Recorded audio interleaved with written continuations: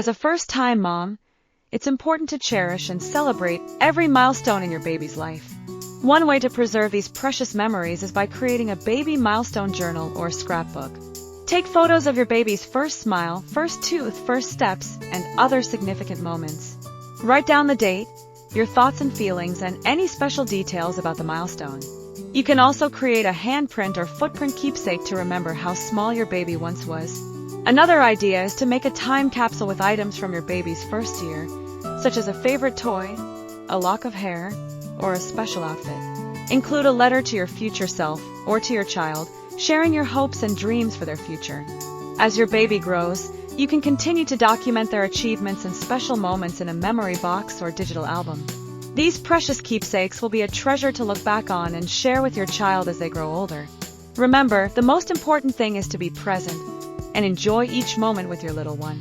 These memories will be a beautiful reminder of the love and joy your baby has brought into your life.